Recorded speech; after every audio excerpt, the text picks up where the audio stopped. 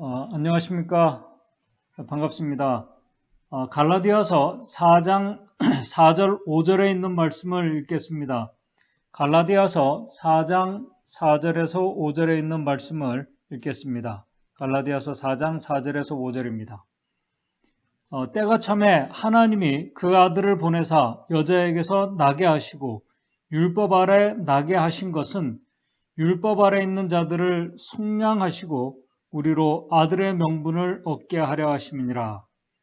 하나님의 말씀인 성경에는 하나님께서 당신의 아들을 죄로 죽어가는 자들, 다시 말해서 율법 아래 있는 자들을 속량하시고 그들을 하나님의 자녀의 명분을 얻게 하시기 위해서 이 세상에 오실 것을 에덴에서부터 약속하셨습니다. 이제 죄를 범하고 에덴을 떠나게 바로 앞에 있는 우리 조상들에게 하나님께서 이 약속을 주셨습니다. 이 약속이 창세기 3장 15절에 이 약속을 우리는 신학적으로 원복음이라고 이야기를 합니다.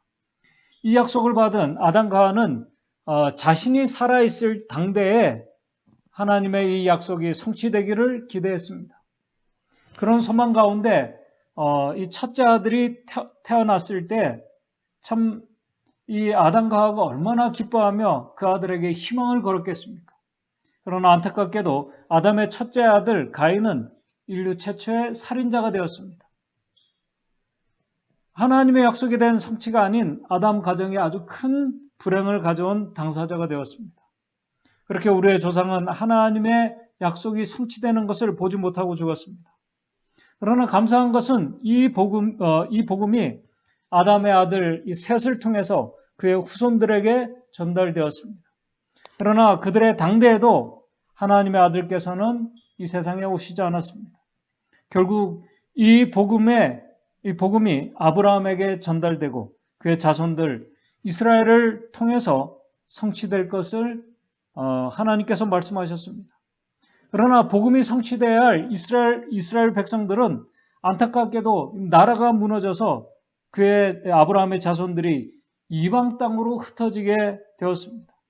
그러나 하나님께서 이 약속이 어떻게 성취될지를 이방 땅의 포로로 잡혀가 있는 다니엘에게 이 예언을 통해서 확인해 주시며 또 알려주셨습니다.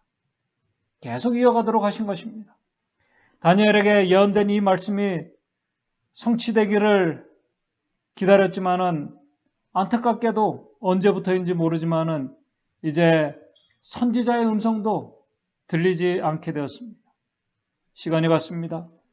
이때를 보통 구약과 신약의 중간 시대라고 말합니다. 대략 BC 400년부터 그 400년부터인 특별히 이 헬라 시대와 이 로마 시대를 연결하는 이 중간 시대를 보통 이 침묵기, 세택이라고도 그렇게 얘기를 합니다. 이 기간 동안 이상하게도 하나님의 백성들을 위한 선지자의 음성이 들리지 않았습니다.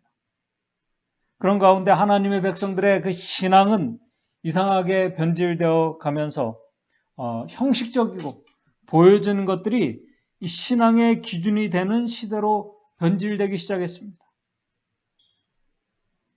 백성들은 더 형식적이고 그런 가운데 마음은 더 황폐화되어 가고 있었습니다.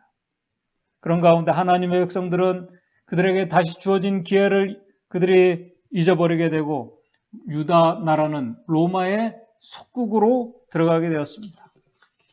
삶은 이제 고달프고 힘들고 오신다고 하신 이 메시아 하나님의 아들은 수천 년이 지나도록 오시지 않고 삶이 힘들수록 그들의 생각은 이제 마태복음 24장 48절에 나오는 악한 종처럼 주인이 더디 오실 것이라고 생각하면서 이 세상에서 좀 더 안정되고 평안되기를 바라면서 자신들이 있는 그 위치에서 그들에게 당면한 어려움과 위기를 극복해 나가려고 노력하고 있었습니다.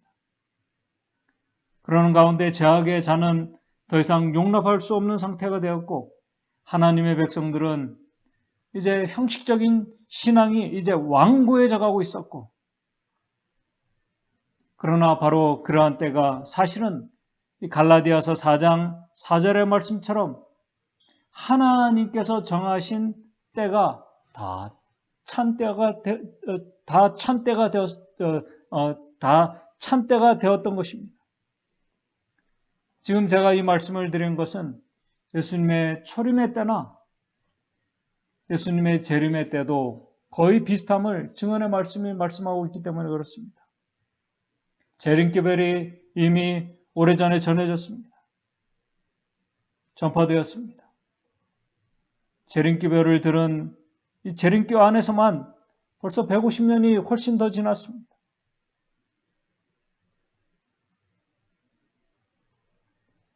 마지막 때가 가까울수록 하나님의 백성들의 신앙은 더 형식적으로 가게 될 것을 증언의 말씀은 우리에게 말하고 있습니다.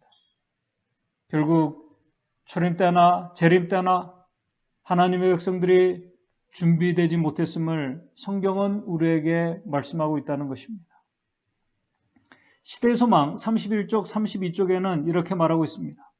별들이 정해진 길을 따라 광대한 궤도를 운행하는 것과 같이 하나님의 그 경륜은 조급하거나 지체하지 않으시고, 별들이 정해진 길을 따라 이 우주 천체가 하나님의 운행하시는 하나님의 그 제시에 따라 움직이는 것처럼 하나님의 경륜은 조급하거나 지체하지 않으시고,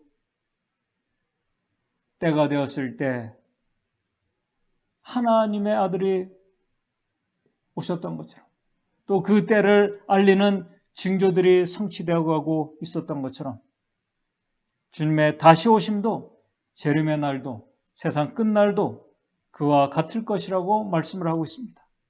특별히 예수님께서 오실 때가 찼음을 알리는 징조에 대해서 마태복음 24장과 마가복음 13장과 누가복음 21장에서 우리에게 잘 아시는 말씀들을 재림의 징조들에서 예수님께서 말씀하셨습니다. 그 가운데 특별히 마태복음 24장 37절과 누가복음 21장에는 마지막 때가 특별히 노아의 때와 같을 것이라고 말씀하고 있습니다.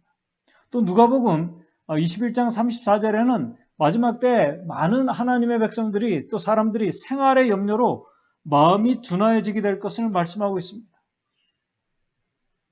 이 말씀은 초림 때나 이 재림을 기다리는 우리 재림 성도들에게 아주 의미 있는 말씀이라고 저는 생각합니다.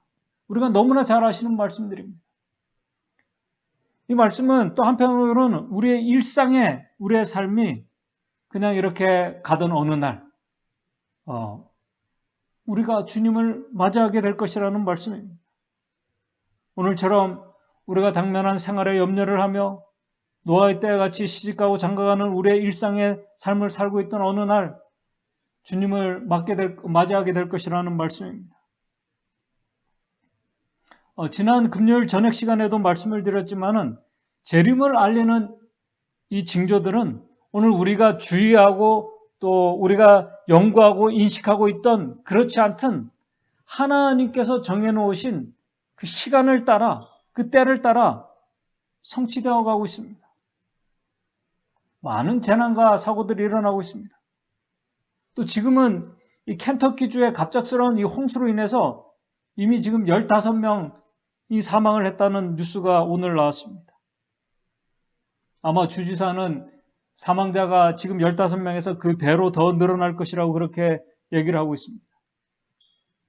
그리고 이번 주에 매일 나온 뉴스 중에 하나가 뭐냐면은 계속 나온 뉴스 중에 하나가 이 경제와 경기와 관련된 뉴스입니다. 이제 미국 뉴스는 미국이 이 경기 침체가 불경기가 시작될 것이다가 아니라 이미 경기 침체 속으로 들어갔다는 뉴스들이 이제 나오기 시작했습니다. 대통령과 경제 관료들은 아직까지 경기 침체는 아니다라고 얘기하며 또 이 논쟁을 하고 있지만은 지난 1분기와 이번 2분기에 연속적으로 지금 1분기, 2분기 연속적으로 미국 내 총 생산량 GDP가 결국 마이너스 성장을 해왔음을 통계가 말해주고 있습니다. 지난 2분기, 지난 6월까지 또 2분기 그 경제 성장이 총 생산량이 마이너스 0.9%라고 이렇게 통계가 나왔습니다. 경제 전문가들은 1분기, 2분기 연속으로 마이너스 성장 통계는 이미 불경기에 돌입된 증거라고 말하고 있습니다. 이미 실업률이 증가하고 있습니다. 이미 IT 업계와 또 이 그 전기차 그 차를 대표하는 이 테슬라에서는 구조조정을 지난달에 이미 그 3,000명을 그들이 하겠다고 9%를 직원들의 9%를 구조조정하겠다고 발표를 했습니다.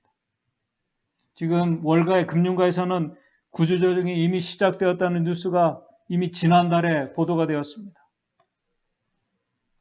참 이 경제는 이 불확실한 이 상황 속으로 더 들어가고 있습니다.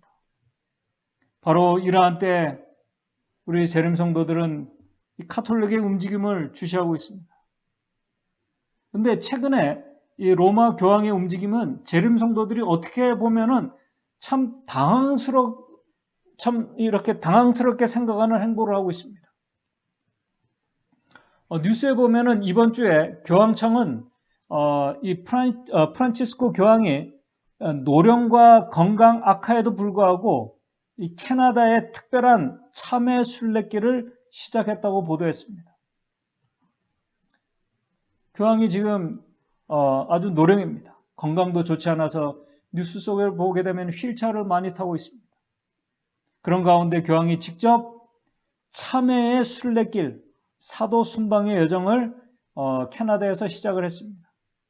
이 캐나다 순방의 목적은 카톨릭 교회가 지난 100년 동안 이 캐나다 원주민들에게 잘못한 일들을 카톨릭에서 이 교황이 정식으로 인정하고 카톨릭 대표로서 교황이 직접 사과하기 위해서 이 사도 순방의 길을 떠났습니다. 27월 24일부터 29일까지 6일간의 여정으로 그 순례길을 간다고 그렇게 보도를 하고 있습니다. 뉴스에 의하면은 7월 25일 이 교황이 캐나다 엘버타주 매스커치스의 옛 원주민 아동 기숙학교 부지를 방문해서 그곳에 있는 캐나다 원주민 사회에 처음으로 교황이 사과하면서 이렇게 말했습니다. 그들에게 신체적, 언어적, 심리적, 정신적 학대를 인정하며 사과했다라고 뉴스에서 보도를 했습니다. 지난 100년 동안 카톨릭 교회가 그곳에서 행한 잘못의 일부를 교황이 인정하고 사과했다는 것에 이 세상은 큰 의미를 부여하며 뉴스에 보도했습니다. 카톨릭 교회가 1870년대부터 약 100여 년 동안 캐나다 정부와 함께 이 카톨릭 교회가 원주민들을 모아 이 기숙학교를 운영했다고 그렇게 말합니다. 그때 원주민 아이들 15만 명을 강제 이 기숙학교에 입학시켰고 그들이 이 백인 사회에 동화되는 것을 거부하는 아이들에게는 각종 학대와 성폭력을 일삼았다고 합니다. 기숙학교에 끌려간 아이들 중에 실종자만 10,000명이 넘는다고 말합니다. 실종자만 10,000명이 넘는다고 말합니다. 특별히 지난해 5월 달에는 원주민 기숙학교 부지 그 세 곳에서 카톨릭이 운영했던 그 기숙학교 부지 세 곳에서 아동 시신이 1,200구가 넘게 나와 아주 캐나다 사회와 이 세계에 아주 충격을 주기도 했습니다. 그런데 이번 사과는 사실 이 최근 카톨릭 안에서 불거져 나온 이 성적 학대에 대한 사과는 언급하지 않았습니다. 교황이. 그러면서도 이 원주민들에게 이 카톨릭을 대표해서 교황이 공식적인 사과를 했습니다. 그러면서 지난 7월 28일 어제 목요일 이 캐나다에 있는 이 노틀담 대성당에서 이 노틀담 대성당이 파리에도 있지만은 이 캐나다에도 아주 그 노틀담 이름을 가진 대성당이 있다고 합니다. 아주 유명한 관광지라고 합니다. 이 성당에서 모인 그 성직자들과 그 성당에 모인 성직자들과 교인들에게 교황이 강론을 하면서 이런 발언을 했습니다.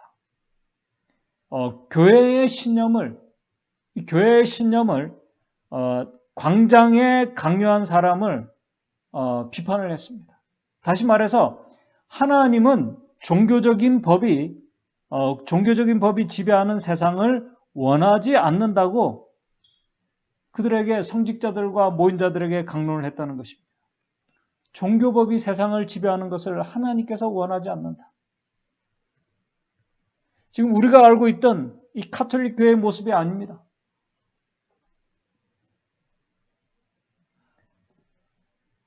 가톨릭 교회에서는 그렇게 아주 이렇게 정말 이 자유를 강조하고 종교의 자유를 이렇게 보장하는 이런 발언을 하면서도 또 세계 정치 지도자들에게는 기후 온난화로 인한 이 재난으로 인해서 재앙으로 인해서 각 나라들이 적극적으로 이 기후 온난화 방지에 동참해 줄 것을 호소하며 여전히 정치에 아주 관여하고 있습니다.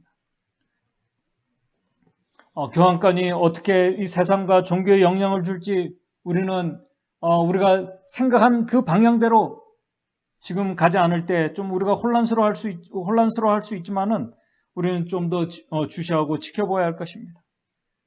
분명한 것은 천주교의 교리와 가르침은 바뀌지 변하지 않았다는 사실입니다. 세계가 어떤 위기를 직면하게 될 때 지금까지 우리가 생각지 못한 시나리오와 방법으로 어떻게 영향을 줄지 어떻게 예언이 성취될지 우리는 정확하게 모릅니다. 분명한 것은 여전히 세상과 종교에 막강한 영향을 주고 있고 교황의 발언이 매일 뉴스에 이렇게 보도되고 있다는 사실입니다. 이러한 교황권의 움직임과 세상 마지막 때를 알리는 징조들은 사실 오늘 우리의 의지와 우리가 예측하고 우리가 생각하는 대로 움직이지 않을 수 있지만은 오늘 우리의 의지와 전혀 상관없이 우리의 삶과 상관없이 하나님께서 정하신 때를 향해서 그들만의 방식과 그들만의 변화로 움직여 나갈 것이라는 사실입니다. 그렇게 가고 있던 어느 날 중요한 것은 갈라디아 4장 4절 말씀처럼 그 어느 날이 하나님께서 정하신 때가 다 차는 때가 될 것이라는 사실입니다. 그 어느 날이 바로 그때 주님께서 오실 것입니다. 오늘 이 시간 중요한 것은 오늘 우리가 세상 마지막 때를 알고 징조들이 어떻게 우리가 생각하는 대로 성취되어 가고 우리가 알고 있는 대로 성취되어 가는 것을 알고 있을까? 또 이 마지막 징조들이 어떻게 성취되는 것을 우리가 어떻게 성취될까를 알고 있을 때에 오늘 우리의 신앙이 지금과 어떻게 달라질 수 있을까요? 지금과 바로 오늘 우리의 삶의 신앙과 어떻게 달라질 수 있을까요? 복음 사명을 위해서 오늘 우리가 있는 곳에서 할 수 있는 것이 무엇이 있을까요? 아마 제 생각으로는 보여지고 확 달라지는 변화는 거의 없을 것이라고 생각이 됩니다. 그렇다면 때가 다 되어가는 이때 우리가 있는 곳에서 우리는 어떤 신앙의 모습으로 살아가야 될까요? 분명한 하나의 사실은 오늘 우리의 의지와 우리가 생각한 그 방향대로는 아니지만은 하나님께서 정해놓으신 그 때를 따라 세상의 징조들과 모든 일들은 성취되어 갈 것입니다. 중요한 것은 어떤 모습으로 그러한 때 우리가 주의 오심을 위해서 준비된 자의 모습으로 살아가고 있을까 하는 것입니다. 여기에 대해서 재림 성도들에게 좋은 대답을 주는 말씀이 여러분들이 잘 아시는 마태복음 25장의 비유들입니다. 잘 아시는 것처럼 마태복음 25장에는 세 가지의 비유를 예수님께서 말씀하셨습니다. 마지막 때에 하나님의 자녀들이 있는 바로 그곳에서 하나님의 자녀들이 어떠한 모습으로 살아가야 될지를 아주 구체적으로 알려주시는 말씀이 마태복음 25장에 있습니다. 잘 아시는 것처럼 마태복음 25장 1절에서 13절의 열처녀의 비유가 우리에게 주는 교훈은 우리 안에 기름이 있느냐 없느냐, 성령이 계시느냐 그렇지 않느냐에 대한 말씀입니다. 여기에 대해서 잘 압니다. 근데 중요한 것은 성령께서 오늘 우리 안에 계신다는 이 말씀은 성령께서 모시고 오시는 그리스도께서 우리 안에 살아 계신다는 그 말씀입니다. 지혜로운 5 처녀들이 기름을 가지고 있다는 이 말은 누구보다 그들은 신랑이신 예수 그리스도에서 잘 알고 있는 자들이라는 사실입니다. 사실 이 말씀은 그들이 매일의 삶에서 성령 안에서 그리스도와 깊은 교제 속에 그들이 삶을 살아가고 있는 자들이라는 것입니다. 미련한 처녀와 슬기로운 처녀의 일상의 삶과 보여지는 삶의 차이는 거의 차이가 없습니다. 둘 다 신랑을 기다렸던 자들입니다. 둘 다 기다리다 졸았던 자들입니다. 그러나 중요한 것은 지혜로운 처녀들은 그런 시간 속에서도 그들이 성령의 인도하심을 받으면서 매일의 삶에서 하나님과 깊은 관계 속에서 지금 살아가고 있다는 사실입니다. 바로 그러한 자들이 달란트 비유에서 나오는 2번째 비유, 착하고 충성된 종에 바로 주님을 영접할 수 있는 신실한 종들인 것입니다. 그들이 바로 자신들에게 그 주인이 주신 달란트를 시간과 재능을 가지고 하나님의 영광을 위해서 사용한 자들입니다.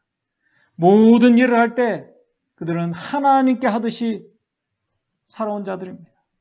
그렇기 때문에 그들이 사용한 그 달란트의 결과가 결국 주인이 언제 어디서 갑자기 오시든 그들은 맞이할 수 있는 예수님을 닮은 그런 성품으로 그들이 가진 이 달란트를 하나님의 영광을 사용하면서 그들이 변화되어 있었던 것입니다.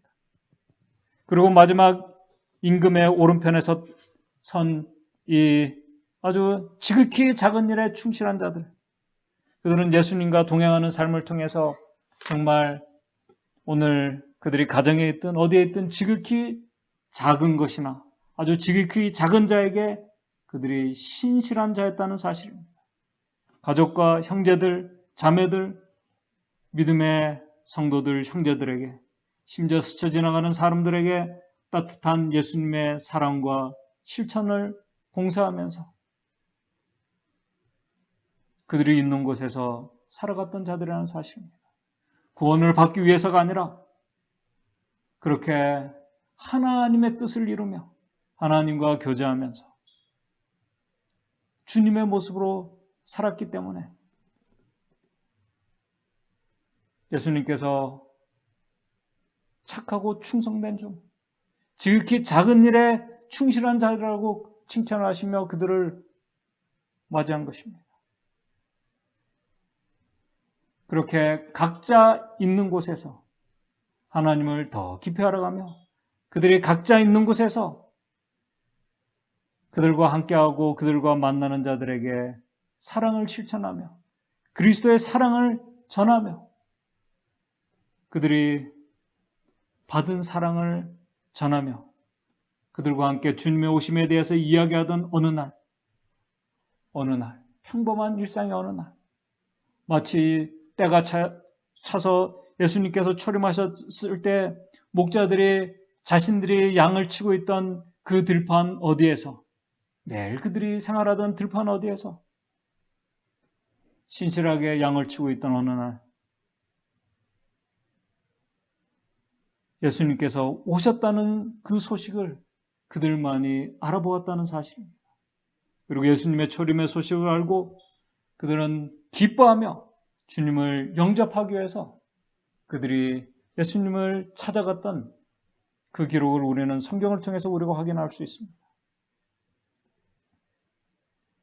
오늘 우리 재림 성도들이 그렇게 오늘 저와 여러분들이 있는 바로 우리의 삶의 일터에서 오늘 우리가 예수님과 깊이 교제하면서 예수님과 교제하는 그 기쁨 속에서 또 우리에게 주신 하나님의 귀한 달란트를 우리가 하나님의 영광을 위해서 우리에게 받은 사랑을 실천하며 우리가 지극히 작은 일에 우리가 충실하게 살아가다 그 사랑을 우리가 사랑을 실천하며 살아가던 어느 날 주님께서 오시는 그때 그 어느 날 때가 참에 주님께서 오실 때 바로 그 자리에 저와 여러분들 우리 모두가 같이 기쁨으로 주님을 맞이하는 자리에 우리 모두가 같이 있게 되기를 바랍니다. 그때 주님께서 오늘 우리에게 이 성경 말씀에 말씀하셨던 것처럼 지극히 작은 일에 충실한 하나님의 종들에게 칭찬하시는 그 하나님의 음성을 듣는 그 자리에 저와 여러분들 우리 모두가 같이 있게 되기를 바라면서 오늘 말씀을 마치도록 하겠습니다. 기도하겠습니다. 하늘에 계신 하나님 아버지, 오늘 우리의 의지와 상관없이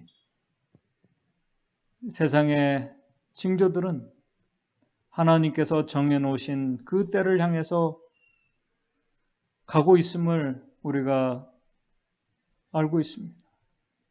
중요한 것은 오늘 우리가 성령 안에서 주님과 깊이 교제하면서 하나님과 교제하는 그 기쁨 속에서 오늘 우리가 살아가며 하나님의 사랑을 깊이 느끼며 그 사랑을 우리의 형제들과 우리의 이웃들과 우리의 믿음의 성도들과 잘 실천하며 또 봉사하며 하나님의 사랑을 우리가 전하며 살아가고 있는지 오늘 우리 자신을 우리가 살피는 시간이 될 수 있도록 도와주시옵소서. 오늘 주님께서 우리 안에 거하신다면, 주님께서 살아계신다면 오늘 우리가 하나님의 뜻을 이루고 하나님 기뻐하시는 그런 삶을 살면서 우리가 지극히 작은 일에 충실하고 지극히 작은 자에게 우리가 정말 신실하게 하나님의 사랑을 실천하면서 우리가 살아가다가 주님 오실 때 주님을 기뻐하는 그 자리에 우리 믿음의 형제들 같이 설 수 있도록 주님 인도해 주시옵소서. 예수님의 이름으로 기도드리옵나이다.